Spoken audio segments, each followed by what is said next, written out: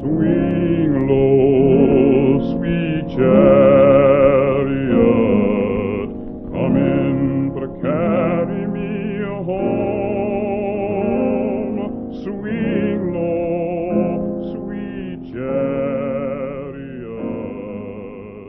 come in to carry me home. For Du Bois, education is a non-negotiable, inalienable right to which all people, irrelevant of skin color, ethnicity, or background, should have access.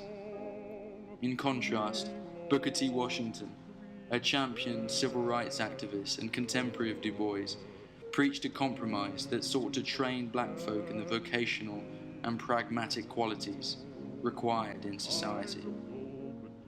In our modern era, these issues raised and debated by Du Bois in Washington remain as prevalent and as unanswered as ever.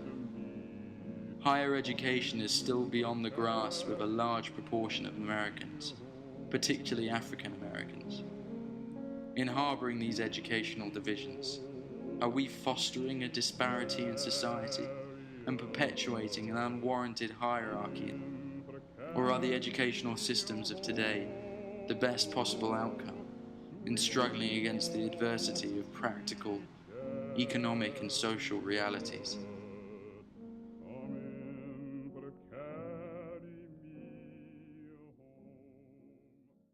We need to start thinking about this problem between the profession and the passion, right? Do we teach our students a profession so they can get a job, or do we teach a passion?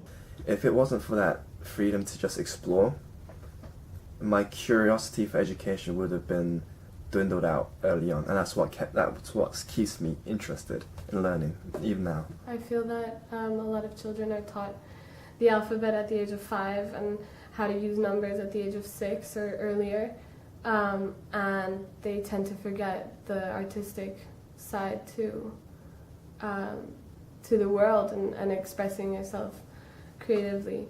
Teaching a passion is not only the life of the mind. I think if you're not interested in it, if you're not naturally inclined to learn more about it, even if it might not be the most fun thing to study at that moment, you know you're doing it because you're interested in that subject ultimately. When we teach a passion for an object of study, we're also teaching a style of living. If you're not educated about an issue, then you might not know the pros and cons about that issue. You might not be able to weigh them personally in your worldview, and therefore have a good opinion to give. You might just hear one side of the issue, you might not even consider the other, and you might just be swayed very easily. So I think education does give you that, in a way, skepticism to consider an issue and both sides of the issue and come out to see which one's better. But how to have a position of defiance against the world and at the same time not be paternalistic, right? Because what the risk of paternalism is the risk of ignorance, right? Is the risk of it's the idea that who you are for some reason gives you an authority over the other, over the different other, right? University degrees do lead to job opportunities that do offer more pay, more financial benefits, and so it does provide this financial superiority. In a way, I guess it could be regarded as pretentiousness. And it's just the fact that, knowledge has a tendency to puff people up. If you know more about the world or you think you know more, then you tend to have that superiority. I think the university should have a position of defiance against society and against our reality and how we conceive reality.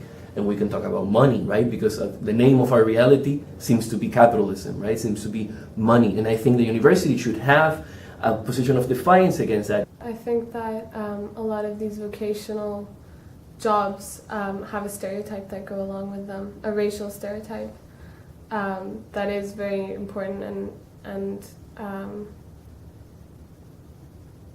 it goes along with this superiority. So I don't think there's like a necessarily ethnic division. I think it's a cultural division. So if those other ethnic minorities did place a very high emphasis on education, then perhaps we'll see a shift. I don't think it's necessarily a cultural thing. I think you know, a Caucasian person who is in desperate need of money and has, you know, and can work in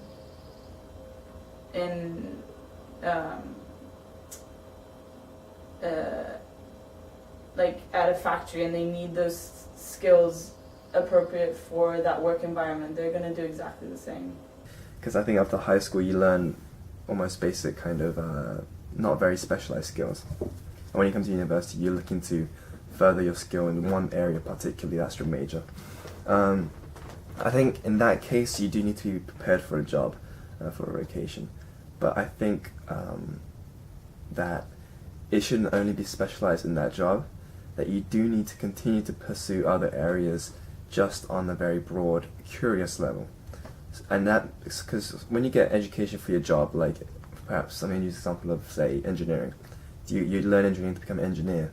But if that's all you do, then you wouldn't be a very interesting person, and you wouldn't be very aware of the world. And which isn't necessary for the job of engineering, but it's just necessary as a human being, I think, to be aware of other human beings and to know how the rest of the world works. You know, for me, ideally, everyone would have some sort of like vocational abilities or aspirations, but also have that kind of complement of like the more scholarly understanding of what they're doing. I don't know if every student needs to fulfill these requirements. I think that what should be more encouraged is, I think like you mentioned before, having a greater respect between the different categories of study. The helping each other starts by knowing people. So if you're in the dorm in the campus and you never go out and you're unable to see who is sharing with you this town, then there's a problem of citizenship here, right? I live a block from a strong black neighborhood over here, and they often, whenever I tell them that I'm at Duke, they jokingly refer to Duke as the plantation, right? That's very interesting. They say jokingly, but I suspect that comes from a long history. I'm new here, right? But that there you have the divide, and that divide is the problem, right? And I do think that Duke does have kind of a duty to actively encourage their students to go out and not necessarily just to have something, you know, on your resume, I did this, but more like actually understand the workforce that they're going out into.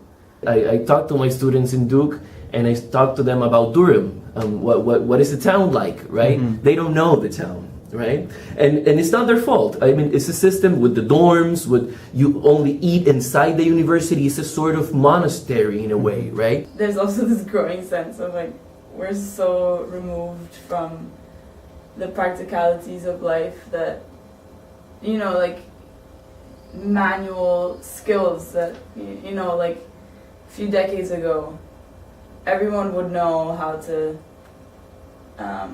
at least all the women in Brazil, not to be, you know, offensive or sexist or whatever, but they would have like a basic sewing skills, or they would have basic cooking skills, definitely cooking skills, but nowadays it's less and less. And this is again the problem of professionalization. Yes, I don't believe that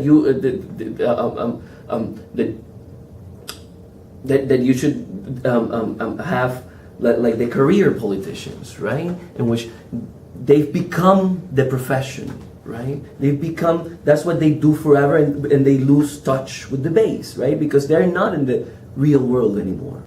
I think as a politician, you're supposed to represent your community. And the bigger that community gets, it's harder to have the experiences of the entire community.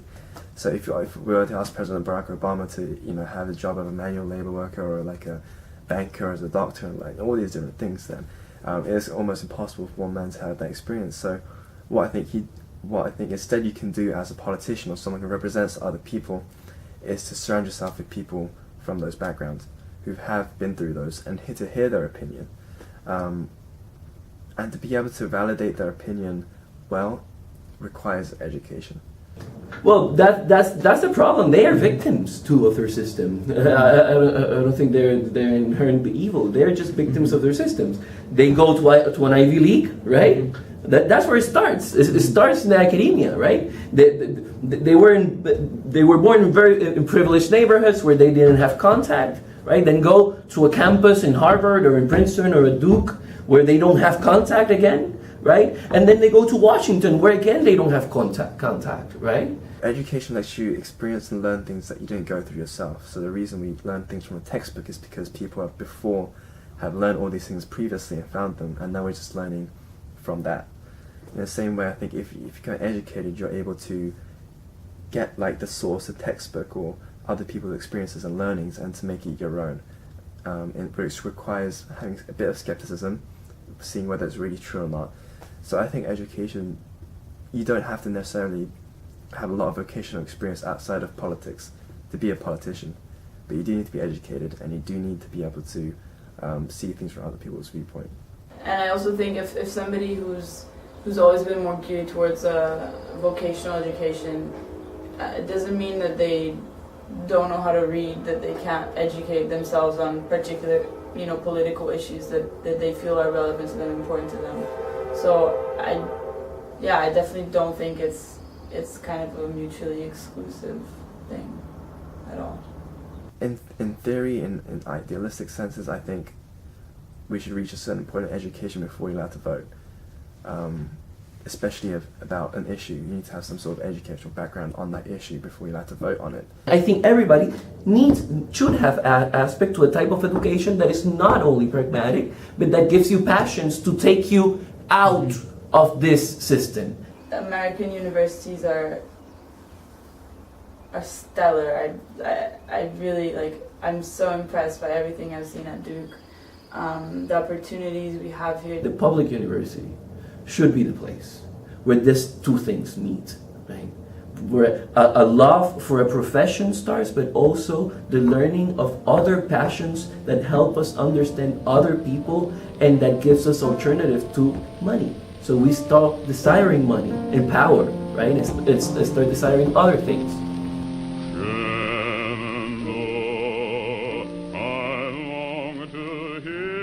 Education elicits a way of living. And so the approach to education is fundamental in assembling the fabrics of society and the relationships between different demographics.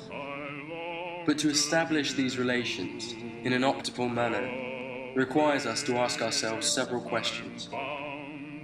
Do we need to encourage our students to become autonomous in their understanding of practical and academic issues?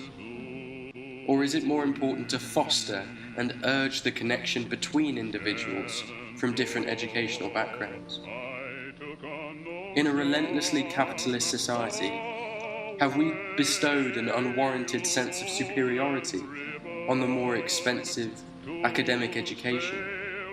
Have we lost sight of the mutual and interactive importance that both realms of education offer? At a time when Mitt Romney annually earns $21.6 million, our president and every member of the cabinet has been educated at university, and the top 400 earners in the US earn more than the bottom 50% of the country. Are we propagating divisions within society that stem from educational elitism? Are we exacerbating the extent to which people are out of touch with one another? 7 long years since last I see thee.